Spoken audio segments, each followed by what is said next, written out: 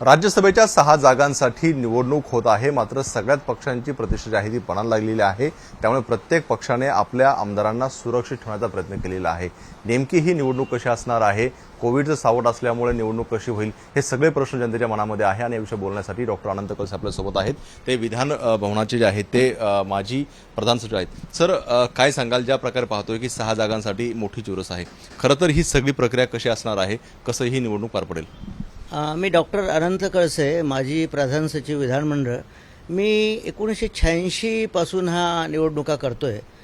ही निवडणूक यावर्षीची राज्यसभेची एक अनप्रेसिडेंटेड निवडणूक आहे, कारण कॉन्स्टिट्यूशनप्रमाणे राज्यसभेची निवडणूक ही proportional representation by means of single transferable votes म्हणजे या पद्धतीप्रमाणे घेतली जाते। आणि त्याच्यामध्ये ॲप्लिकेबल आहे रिप्रेझेंटेशन ऑफ पीपल ॲक्ट 1951 आणि कॉन्डक्ट ऑफ इलेक्शन रूल 1961। हे दोन महत्त्वाचे कायदे या निवडणुकीला लागू होतात। महत्त्वाचं म्हणजे या निवडणुकीमध्ये विधानसभेचे सर्व निवडून आलेले आमदार हे मतदार असतात, त्यामुळे या निवडणुकीला एक विशेष महत्त्व प्राप्त होतं। निवडणुकीची जी प्रक्रिया आहे, 6 जागांची आज निवडणूक होते, त्याच्यामध्ये निवडणुकीची जी प्रक्रिया आहे ती विधानभवन परिसरात विधानभवनच्या सेंट्रल हॉलमध्ये घेण्यात येते। आणि यामध्ये निवडणुकीची पहिली पायरी म्हणजे रिटर्निंग ऑफिसरची निवड इलेक्शन कमिशन ऑफ इंडिया यांच्यामार्फत केली जाते। असिस्टंट रिटर्निंग ऑफिसर या दोन्ही पदांची निवड केली जाते।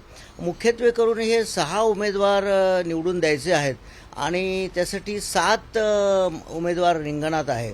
तर यामध्ये प्रक्रिया निवडणुकीची अशी होईल की 288 मतदार जे आहे यांनी असं गृहीत धरा की त्यांनी मतदान केलं आहे त्यांच्या पक्षाला किंवा जसं पक्ष घालून देईल त्याप्रमाणे। आणि हे 288 मतदारांचं मतदान हे व्हॅलिड आहे, त्यांचे बॅलेट पेपर तपासले जातील आणि हे संपूर्ण बॅलेट पेपर व्हॅलिड आहे असं गृहीत धरलं आपण। व्हॅलिड इनव्हॅलिड कसे होतात मी ते नंतर सांगतो। असं गृहीत धरलं तर आपल्याला तो कोटा काढावा लागेल। नियम 76 मध्ये कॉन्डक्ट ऑफ इलेक्शन रूल्समध्ये कोटा काढण्याची पद्धत दिलेली आहे। त्यामध्ये कोटा काढण्याच्या पद्धतीमध्ये जे व्हॅलिड वोट्स आहेत त्याला 100ने गुणायचं असतं आणि त्याला नंबर ऑफ वेकन्सीज +1 अशा प्रकारे 7ने भागायचं असतं आणि जो कोशंट येईल त्याच्यामध्ये 1 मिळवायचा आहे। अशा प्रकारे हा जो कोटा येईल हा 4115 मताचा माझ्या माहितीप्रमाणे कोटा येतो। पण आज परिस्थिती अशी आहे की 2 सदस्य हे सध्या कारागृहात आहेत आणि एका सदस्यांचं निधन झालेलं आहे, त्याच्यामुळे इफेक्टिव्ह स्ट्रेंथ ही 285 आहे। आणि या 285 प्रमाणे जरी कोटा काढला तरी तो 41 समथिंग येतो, म्हणजे एका मताची किंमत 100 असल्यामुळे 42 मतं निवडून यायला प्रत्येक उमेदवाराला पहिल्या फेरीतली लागतील। याच्यामध्ये फेऱ्या केल्या जाते आणि या निवडणुकीचं वैशिष्ट्य असं की बॅलेट पेपरवर एक हा आकडा पहिला प्रिफरन्स मतदारांनी देणं फार आवश्यक आहे। त्यांनी सबसिक्वेंट प्रिफरन्सेस दिले नाही तरी चालतील, पण पहिला प्रिफरन्स देणं महत्त्वाचं आहे। से फॉर एक्झाम्पल ए हा उमेदवार आहे आणि त्याला समजा 43 किंवा 44 मतं पडली, तर त्याला असं त्या गणिताप्रमाणे 4400 मतं असं त्याचं गृहीत धरलं जातं। आणि कोटा म्हणजे जो आहे 4400 - 4100 समथिंग कोटा आला तर 3 मतं त्यांच्याकडे 300 मतं ही सरप्लस होतात आणि ही 300 मतं प्रत्येकाच्या जी काय आहे ती सरप्लस ही काढली जातात आणि ही सरप्लस मतं डिस्ट्रीब्यूट केली जातात। जे कॅन्डिडेट ऑनगोईंग कॅन्डिडेट आहे, जे निवडून आलेले कॅन्डिडेट आहे, they are not continuing candidate, त्यांना ही मतं गेली तरी जात नाही, ती एक्झॉस्ट होतात। पण निवडून न आलेले उमेदवार जे आहे त्याला कंटिन्युईंग कॅन्डिडेट बनतात। त्या कंटिन्युईंग कॅन्डिडेटला ही मतं डिस्ट्रीब्यूट होतात आणि त्याची व्हॅल्यू काढली जाते। ती व्हॅल्यू काढण्याची पद्धतसुद्धा एक विशिष्ट पद्धत कॉन्डक्ट ऑफ इलेक्शन रूल्सच्या 79 मध्ये दिलेली आहे। त्याच्यामध्ये number of unexhausted vote divided by that by सरप्लसला टोटल सरप्लसला नंबर ऑफ अनएक्झॉस्टेड वोटने डिव्हाइड केलं जातं।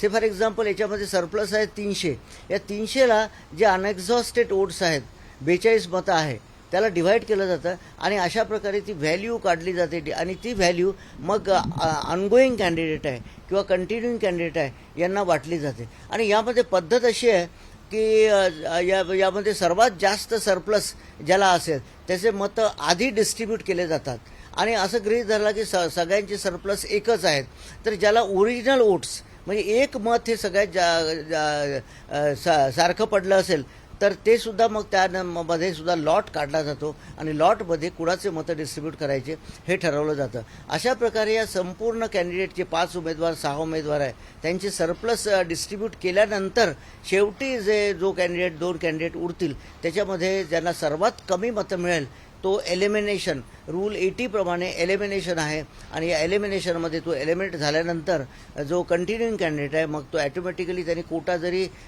रीच केला नाही तरी तो निवडून येईल. अशा प्रकारची ही पद्धत आहे. That is proportional representation by means of single transferable vote. माझ्या माहितीप्रमाणे मला प्रश्न असा विचारण्यात आला होता की हे निवडणूक कधी झाली होती. राज्यसभेची निवडणूक होण्याची फार पद्धत हाच मुद्दा आहे, कारण पहिल्यांदा एवढी ही चुरस पाहायला मिळते. मला वाटतं 1998ला सुद्धा रामप्रधानांच्या वेळेस असा प्रकार घडला, त्यावेळेस सुद्धा तुम्ही विधान भवनामध्ये होता. काय नेमकं प्रकरण होते? हां, त्यावेळेची निवडणूक मला आठवतं. रामप्रधान, नजमा हेपतुल्ला वगैरे जे उमेदवार होते त्यामध्ये सुद्धा राज्यसभेची अत्यंत चुरशीची निवड झाली होती आणि त्यावेळेस ओपन बॅलेट नव्हतं, कारण ही अमेंडमेंट 2003 साली आली आणि यामध्ये सुद्धा काँग्रेसचे काही मतं क्रॉस वोटिंग झाली होती आणि त्यामध्ये मला वाटतं रामप्रधान साहेबांचा त्यांना थोडंसं हे झालं होतं, म्हणजे पराभव झाला होता. ती सुद्धा अत्यंत चुरशीची निवड होती. तर ती एक आपल्याला, आणि नजमा हेपतुल्ला सुद्धा पहिल्या फेरीमध्ये त्या कोटा रीच करू शकल्या नाही कारण ऑफिशियल कॅन्डिडेट असून सुद्धा. तर त्यानंतर ही होणारी आता एक राज्यसभेची हीच निवडणूक चुरशीची वाटते मला. आणि यामध्ये 2003ची एक अमेंडमेंट मी विशेषतः आपल्या निदर्शनास आणू इच्छितो. त्यामध्ये 2003च्या याच्यामध्ये मी सेक्शन आपल्याला सांगेल. सेक्शन 59 हा कॉन्डक्ट ऑफ इलेक्शन रूलचा आहे. त्याच्यामध्ये manner of voting of at election या निवडणुकीमध्ये असं प्रोव्हायझो 2003 साली टाकण्यात आला की provided that the votes at every election to fill a seat or seats in the council of states shall be given by open ballot. हा विशेष मुद्दा टाकण्यात आला आणि ओपन बॅलेटचा अर्थ म्हणजे प्रत्येक उमेदवाराने त्यांनी आपल्या मतदान केल्यानंतर त्यांनी ते त्यांच्या पक्षाच्या प्रतिनिधीला दाखवायचं असतं. त्याची सुद्धा प्रोव्हिजन पुढे केलेली आहे. आपण पुढे करा, मी सांगतो. दुसरा प्रश्न असा आहे की आता प्रत्येक पक्षाला एक भीती वाटते, घोडेबाजार होईल किंवा आपले आमदार फोडू शकतात. जर पक्षाने व्हीप जारी केला आणि आमदारांनी जर क्रॉस वोटिंग केलं तर नेमकी काय कारवाईचं याच्यामध्ये तरतूद आहे? व्हीपच्या बाबतीत अँटी डिफेक्शन लॉमध्ये बेसिकली हा व्हीप जो आहे तो विधानसभेच्या कामकाजाला लागू होतो. पण यामध्ये मी परत थोडासा अभ्यास केला घटनेचा आणि अँटी डिफेक्शन लॉचा. माझं ते मत होतं की व्हीप लागू होत नाही. पण एकदा असं गृहीत धरा, एखाद्या सदस्याने याची ही प्रोसिजर जी आहे ही रूल 39मध्ये ही प्रोसिजर दिलेली आहे, information regarding casting of the votes, आणि याच्यामध्ये डिटेल अशी प्रोसिजर आहे. The presiding officer shall between the period when the elector being a member of a political party records his vote on a ballot paper and before such elector inserts the ballot paper into the ballot box allow the authorized agent of that political party to verify the whom such elector has cast his vote. म्हणजे तिथला जो representative आहे त्याला ह्या कायद्याने असं मुभा दिलेली आहे की त्यांनी व्हेरीफाय करायचं आणि हे कुठल्या पक्षाला तो मतदार मत टाकतो, आमदार मत टाकतो. आणि जर पुढे असं प्रोव्हायझो आहे त्याच्यामध्ये, आणि if the elector refuses to show the mark copy to the authorised agent of the political party the ballot paper issued to him shall be taken by the presiding officers. म्हणून मी मागासुद्धा याच्यामध्ये सांगितलंय की रिटर्निंग ऑफिसरचा याच्यामध्ये फार मोठा role आहे. आणि जर एखाद्या मतदाराने जर ते मतपत्रिकेत टाकण्यापूर्वी ते मत दाखवलं नाही त्या प्रतिनिधीला तर रिटर्निंग ऑफिसर ते मत घेऊ शकतं आणि त्याच्यामध्ये नियमाप्रमाणे कारवाई, म्हणजे त्या नियमाप्रमाणे अशी कारवाई करण्यात येते की याच्यामध्ये it is a invalid votes. नियम बघा 39A हा कॉन्डक्ट ऑफ इलेक्शन रूलचा 39A आहे आणि याच्यामध्ये ते मत इनव्हॅलिड करण्यात येतं आणि he has recorded is vote. आणि हे डायरेक्शन जर पाळले नाही तर वोटिंग प्रोसिजर व्हायोलेट केली म्हणून हे मत त्याला इनव्हॅलिड करण्याचे अधिकार माझ्या माहितीप्रमाणे.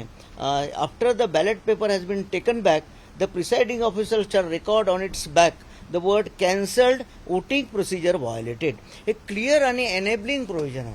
अशा वेळेस रिटर्निंग ऑफिसरने ते मत ताब्यात घ्यायचं आणि वोटिंग प्रोसिजर व्हायोलेटेड म्हणून ते लिहायचं त्याच्यामध्ये, आणि ते मत नॅचरली इनव्हॅलिड होईल. हे माझं स्पष्ट मत आज मी थोडक्यात जर क्रॉस वोटिंग केलं तर मत ते रद्द होतं, पण त्याच्यामध्ये आमदारांचं निलंबन होऊ शकतं का? हां, निलंबनाचा जो प्रश्न आहे, मी ऑल अलॉंग द वे असं आत्तापर्यंत मत मांडलं, नंतर अभ्यास केल्यानंतर डिटेल जरा अभ्यास केल्यानंतर असं माझं मत पडलं की एखाद्या आमदाराने फॉर एक्झाम्पल एक आपण उदाहरण घ्या, काँग्रेसचे एखादे सदस्य आहे आणि त्यांनी दाखवून आपल्या प्रतिनिधींना दाखवून ते मत जर दुसऱ्या पक्षाला दिलं आणि प्रतिनिधींनी ते पाहिलं बघितलं आणि पुढे असं त्या वोटिंगमध्ये काउंटिंगमध्ये सिद्ध झालं की ते मत, आता आसामचं एक उदाहरण आहे तसंच सिद्ध झालं की ते मत त्यांनी दुसऱ्या पक्षाला दिलेलं आहे.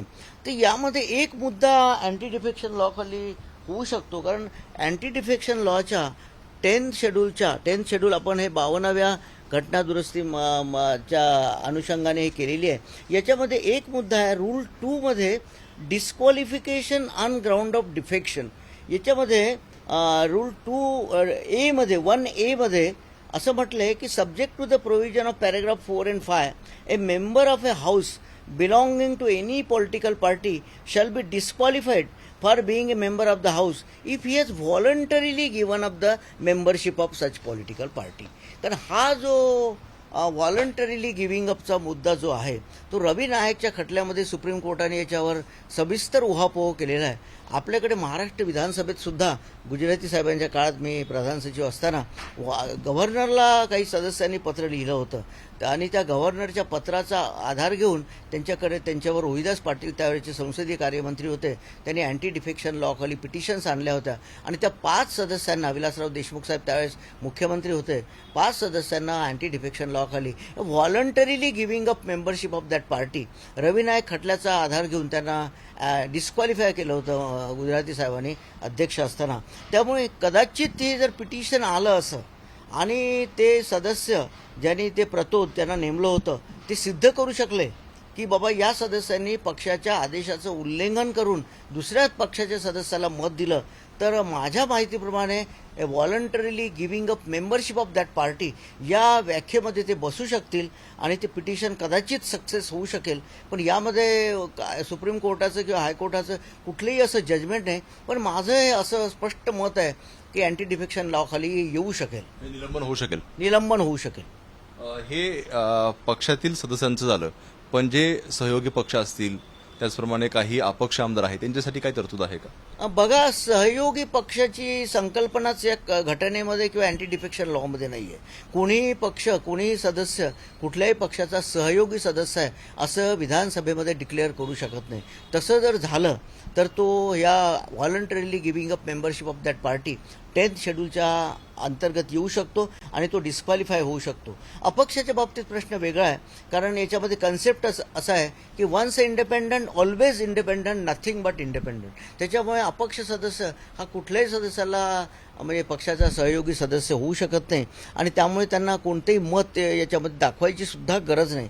तर अशा प्रकारे माझं म्हणजे या संदर्भातलं मत आहे. म्हणजे अपक्षांना आणि जे सहयोगी पक्ष असतील छोटे मोठे त्यांना मत दाखवण्याची गरज नाही. नाही, सहयोगी सदस्य आहेत त्यांचे पक्ष असतील ना. आता समजा एकच पक्ष आहे नवनिर्माण सेनेचा, ते त्यांचा रिप्रेझेंटेटिव्ह नेमतील किंवा MIM आहे ते त्यांचा रिप्रेझेंटेटिव्ह नेमतील. हे छोटे छोटे पक्ष आहे ना, त्या पक्षाला प्रतिनिधी नेमण्याचा संपूर्ण अधिकार रूल 39A प्रमाणे दिलेला आहे आणि ते नेमतील. पण अपक्ष जे आहेत 13 की 16 काहीतरी, ते अपक्ष सदस्य मात्र त्यांना कोणी व्हीप नेमता येणार नाही किंवा ते प्रतोदांना त्यांना दाखवायचं बंधनही नाही त्यांना. दुसरा प्रश्न असा आहे की आता सध्या 10 तारखेला मतदान होणार आहे, मात्र आता कोविडचं ज्या प्रकारे पॉझिटिव्हिटी रेट वाढलेला आहे, अनेक सदस्यांना लागण होण्याची सुद्धा शक्यता आहे. जर सदस्यांना लागण झाली तर मतदान करता येतं का? त्यासाठी काय तरतूद नेमकी? यामध्ये स्पष्ट काही असे कमिशनचे डायरेक्शन सध्या तरी मला दिसत नाही, पण मतदानाच्या दिवशी मात्र निश्चितच विधानसभेकडून विधान भवनाच्या ऑफिसमध्ये त्याची व्यवस्था केली जाईल. जशी अधिवेशनाच्या काळात कोविडची तपासणी करून जे होईल तसं केलं जाईल आणि समजा यदाकदाचित एखादा सदस्य जर पॉझिटिव्ह असेल कोविडचे, तर त्यावेळेस मग इलेक्शन कमिशनचे वेगळे डायरेक्टिव्स घेऊन त्याचं मतदान कसं करायचं आयसोलेशनमध्ये वगैरे ते ठरवलं जाईल निश्चित. पण सध्या तरी या प्रश्नावर असे विशेष असे डायरेक्शन्स कमिशनचे नाही किंवा असा काही मुद्दाही नाही, कुठला लॉय नाही किंवा कुठला नियमही नाही याच्यामध्ये. शेवटच्या तासाभरामध्ये मतदान करू शकतो किंवा मग पीपीई किट घालून करू शकतो अशी काही तरतूद वगैरे आहे का, जसं परिषदला वगैरे केलं होतं? नाही, त्याला जे नियमाप्रमाणे वेळ जो दिलेला आहे, मला वाटतं 11 ते 4 त्यावेळेस होता, कदाचित आता तो वेळ वाढवलाही असेल. त्या मर्यादेत तुम्ही कधीही या, शेवटच्या 5 मिनिटात सुद्धा तुम्हाला मतदान करता येईल, शेवटच्या 10 मिनिटात सुद्धा तुम्हाला मतदान करता येईल. फक्त त्या वेळेच्या आत तुम्ही त्या पोलिंग स्टेशनमध्ये म्हणजे सेंट्रल हॉलमध्ये असला पाहिजे, तर तुम्हाला सगळ्यांना जे असतील त्यांना मतदान निश्चित करता येईल. दुसरा प्रश्न असा आहे की पक्षांची प्रतिष्ठा पणाला लागलेली आहे. सध्या घोडेबाजार आपण साईडला ठेवलं किंवा मतं फोडणं साईडला ठेवलं, आता महाविकास आघाडी भाजपमध्ये लढत सुरू आहे. दोघांचं संख्याबळ वाटलं तर काय वाटतं तुम्हाला? नाही, यामध्ये आता संख्याबळाचा जर विचार केला तर मला वाटतं भाजपाकडे 106 आणि काही 4-1 हे धरले अपक्ष. त्यांचासुद्धा एक लक्ष्मणराव जगताप साहेबांचा प्रॉब्लेम आहे, तो सुद्धा ते कसा सॉर्ट आऊट करतील ते मला माहीत नाही. पण 105 जरी त्यांचे धरले आणि 4-5 धरले तर 110 BJPकडे होतील. आणि 110 प्रमाणे जरी गृहीत धरलं 42-42चा कोटा 82 आणि 28 मतं त्याच्याकडे एक्सेस सरप्लस राहतील असं सध्याचं गणित आहे, म्हणजे हे भाजपाकडे. आणि महाविकास आघाडीकडे 170 मताचं माझे अविश्वासाच्या ठरावावर जे मतदान झालं होतं त्यावेळेस होतं, त्याच्यामुळे ते सुद्धा एक म्हणजे त्यांच्याकडे निश्चितच सरप्लस मतं जास्त आहे असं प्रायमाफेसी दिसतं, सकृत दर्शनी दिसतं. आता त्याच्याहून काय व्हायचं ते म्हणजे कसं त्याचं वोटिंग होईल, काय होईल ते बघता येईल आणि सरप्लस मतं कसे डिस्ट्रीब्यूट करतील. पण याच्यामध्ये एक स्पष्ट आहे, ज्या उमेदवाराला पहिल्या पसंतीची जास्त मतं पडतील पहिल्या राऊंडमध्ये, तो उमेदवार निश्चित या फ्रेमध्ये टिकेल आणि तो उमेदवार निवडून येईल. मला एक उदाहरण आठवतं की व्यंकप्पा पत्कीचं इलेक्शन आठवतं विधान परिषदेमध्ये. त्यांना विधान परिषदेच्या इलेक्शनमध्ये पहिल्या फेरीमध्ये 17 मतं पडली होती आणि या 17 मताच्या जोरावर शेवटच्या राऊंडमध्ये अगदी थोडक्यात ते विजयी झाले. आणि कोटा त्यावेळेचा 22 की 23 होता, जरी त्यांनी कोटा रीच केला नाही तरी ते विजयी झाले. आणि कारण म्हणून पहिल्या पसंतीची मतं ज्यांना जास्त पडतील ते निश्चितच विजयी होण्याची त्यांची शक्यता जास्त आहे. आपण पहिल्या पसंतीची मतं ज्यांना जास्त पडतील त्यांचा विजय होण्याची शक्यता आहे आणि तशी महाविकास आघाडीकडं संख्याबळ जे आहे ते सध्या तर जास्त दिसते, नंतर जे होईल ते पाहता येईल. मात्र आता एकूण जर पाहिलं, जर पक्षाच्या विरोधात जाऊन जर क्रॉस वोटिंग केलं आणि जर पक्ष ते सिद्ध करू शकलं तर सदस्य निलंबनाची सुद्धा कारवाई होऊ शकते असं आनंद कळसे यांनी म्हटलेलं आहे. कॅमेरामन सचिन शिंदे, राजू सोने, एबीपी माझा, मुंबई. एबीपी माझा, उघडा डोळे बघा नीट.